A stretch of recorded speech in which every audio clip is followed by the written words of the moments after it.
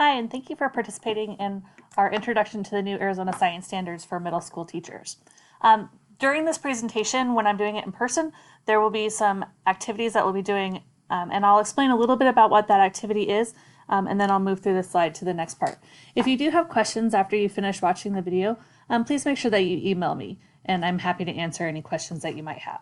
So we start out the professional development looking at what we call phenomenon. And a phenomenon is where we put a situation in front of students, and it's something that they try to figure out. And so in this case, the phenomenon is using the giant sequoia. The tree on the right-hand side is the General Sherman, and you can engage learners in the activity by asking them if they've ever seen, a redwood or a sequoia tree in person, if they've ever been to one of the trees where they can actually drive through, trying to make that personal connection with the phenomenon and explaining how very big these trees are, how very tall, how very massive, how much weight there is into them. And then explaining that all of that comes from this tiny little seed that you see in the top left-hand corner. So whether it's a redwood or sequoia, the seed size is the same, and they're very, very tiny compared to that massive tree. And from there, we put forth a question. So we put a phenomenon in front of them, and it could be something like this, where it's a picture, or it could be a video, it could be a short demonstration, it could be something they experienced that you set up in front of them, but it's something that they're trying to figure out. And so you pose a question to them. And in this one, my question is, where did the matter come from to go from this tiny little seed over here to get to the giant sequoia tree that's over on the right? And so I give participants a list of options of where they think the matter might have come from. And they put one of those on a sticky note, and then we create a bar graph in the back where everyone says what they think. And then as learners, what we would do we would ask questions then about, well, what questions do we have that we could actually answer in class about where the matter came from to make that giant sequoia tree? And so then we would collect questions, and we would make a driving question board, and we would use those questions to help guide our instruction. And in that way, we bring the learning to the students, we engage their interest level, and we also help them to take control a little bit of their learning. Now, that being said, we have standards we have to teach, and we have a direction we have to go, so we have to be very careful about the phenomenon we put in front of them, and also the question that we ask, so that we know we can actually get to where we need to go. It also, though, brings to light some gaps, because a lot of times one of the questions when I do this with teacher groups, one of the questions that comes up is, what is matter? Now, if I'm teaching a sixth grade class, and they've just been introduced to the idea of matter in fifth grade, well, that might be, we just need to do a little bit of a reminder of that.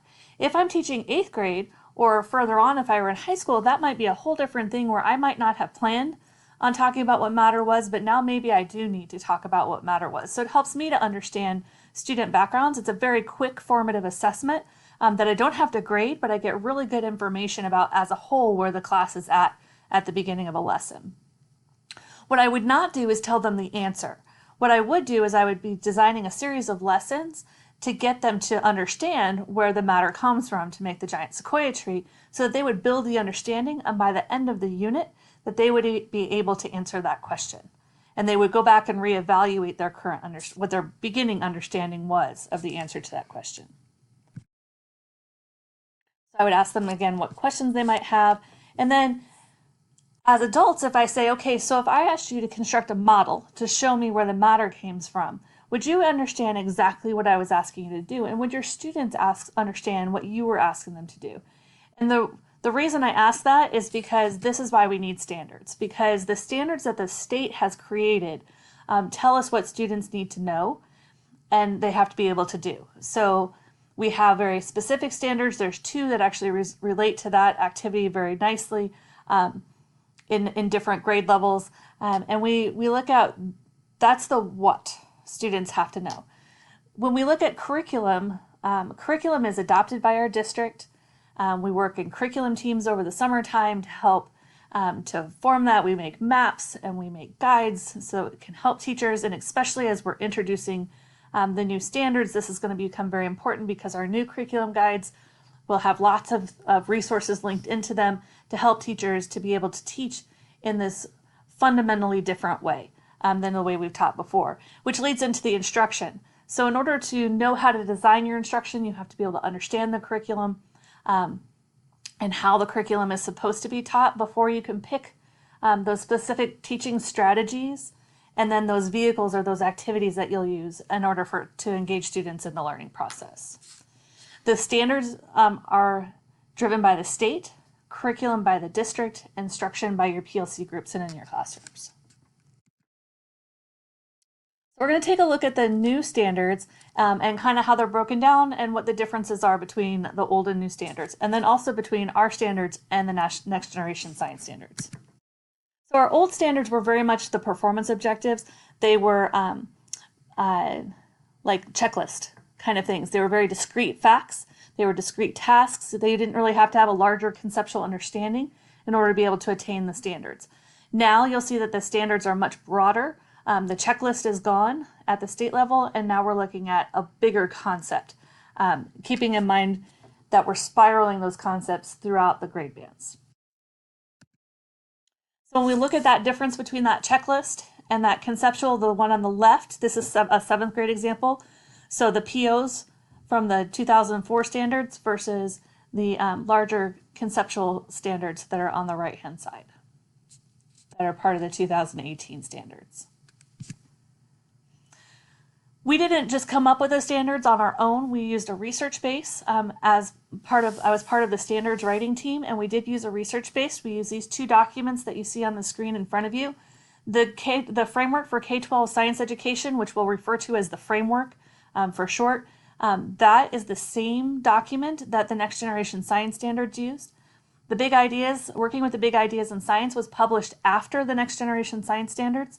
And so when they were writing Next Gen, they did not have that document available to them. We have utilized both those documents in Arizona in order to write the Arizona Science Standards. So the framework is based off of 3-dimensional science, which we are a framework state. And so we also are based off of 3-dimensional science. And we say 3 dimensions, what we mean are the science and engineering practices, the cross-cutting concepts, and the core ideas. And I'm going to explain each one of those a little bit more in depth. So the science and engineering practices are going to look the most familiar to you. These are going to look similar to our Strand 1. However, they are far more robust than Strand 1. And in Canvas, underneath where this video is at, there is a link to a matrix for the science and engineering practices, which will show you what the expectation is, what it looks like for that science and engineering practice for each grade band, to give you kind of an idea. So when we say that we're asking questions, that's going to look very different in kindergarten than it will in 8th grade. It's going to look very different in your grade band. In 6th grade, we would expect the students to be scaffolded into that level of rigor that's on the matrix for a particular science and engineering practice. But we would expect there to be scaffolding that's involved. We would expect students to not be fully competent in that particular science and engineering practice. In 7th grade, we would expect some of that scaffolding to be taken away, a gradual release of more of the skill moving over to the student. And by 8th grade, by the end of 8th grade, we would expect students to be proficient in that particular science and engineering practice for that grade band. And it spirals through, once again, the level of rigor increases as we go through the different grade bands. The nice thing also about the matrix is that for your gifted learners, you can look at accelerating them through the level of rigor in the science and engineering practice. So still staying with the same content piece, but the expectation of what they do with it becomes more in depth. And for your struggling learners, you can go down into the 3-5 grade band and be looking at those level of skill of what gaps do you need to fill in order to get them up to grade level. Cross-cutting concepts are something that are going to be a little bit new. These for us are, the cross-cutting concepts are those connections between content. So what patterns do we see as we teach life science, as we teach our physical science and our earth sciences? Where do we see patterns throughout all of those things? As we look at teaching our units, what patterns show up? Or are we looking at cause and effect? Are we looking at what's causing tides, what's causing eclipses, what happens because of the way that the planet is aligned with the sun and the moon, that kind of thing. So we're looking at these unifying ideas that go across different disciplines within science, and they'll also start to see that these cross-cutting concepts actually go between disciplines in their whole day. And so they'll still see patterns in language arts. They will see patterns in social studies. You will see cause and effect in social studies. You will see patterns in math. You will see some of these topics going through their whole day. And so it's a way for students to make sense of science. And we're going to do a little bit of an activities with this as well to kind of to get it. We did an activity in the PD with this. For those of you that are watching it online, there is a video that's linked below that under the additional resources that I would really suggest that you watch, both for the science and engineering practices and the cross-cutting concepts, to get a little bit deeper understanding of what these are. In the difference between the framework and Arizona is in this dimension 3. So in the framework, there are 14 big ideas or main ideas for knowing and using science. And we have 13 that we've utilized, and part of this also came from the big ideas of working with science as well. And so you'll see that we have areas in physical science, those are the ones that are our P's. We have 2 in earth science, and we have 4 in life science. And all of our standards fall under one of these categories. So these are like the big umbrella domains, and then we have standards that fall within that. And they, once again, they spiral through the different grade bands. The using science, a lot of that is very similar to like what our strand 2 and 3 used to be. And so these are kind of the big whys. Why are we doing what we're doing? What's the purpose of science, and why are we doing the things in science that we're doing? And then U3 is looking at those implications that application of science can have. So when we look at our standards document, this is the first page of your grade band, and so you can see it's page 44 if you're looking at it online or if you've printed it out. So the grade band page gives an overview of the whole grade band, and then we get to the specific grade level page. And on the grade level page, the paragraph at the top is going to give you sort of an overview of what's going to happen in that grade band. The middle part here with the table is the same on all of them. Once again, these are those ideas for knowing and using science that we just looked at on a previous slide.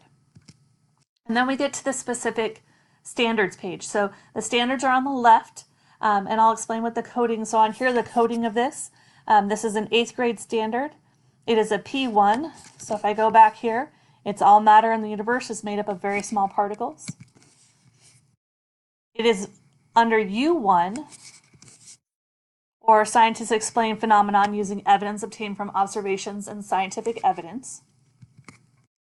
And then it incorporates the science and engineering practice of developing and using a model. And you'll notice that that is bolded in every one of these. That's the science and engineering practice. And then this is the content piece that falls under that P1. The right-hand side here is the learning progression. In the learning progression, what we're looking at, this isn't the standard. This is kind of for the teacher, it's background information. It's the research of where that standard came from and kind of the umbrella that that standard lives within. And so you get context for that particular standard. The citation right here refers to either the big ideas in science or the framework. And then the team went through and they identified which of the cross-cutting concepts they thought most closely aligned with that particular standard. It doesn't mean that all the cross-cutting concepts couldn't possibly apply. They just went through and picked out the ones they thought were most likely to go along with that particular standard. The science curriculum work team right now is busy at work making the new curriculum documents, and this is just a little snippet of what they're going to look like. You'll see that once again, the standard like it is in the state document, you'll see the standard is here. This is the text of the standard. This is the link out to those matrix pages that I was talking about for the science and engineering practice. In these areas, you'll get an explanation of what E1 means and what, oops, this one's wrong. It should be the U3 to fix that. And what the U means, and those are all clickable. And then you'll see this is actually the learning progression that we just looked at. And then we'll also have the critical concept scale, and that'll be talked about at a later date, but that's a way to help you determine proficiency for students.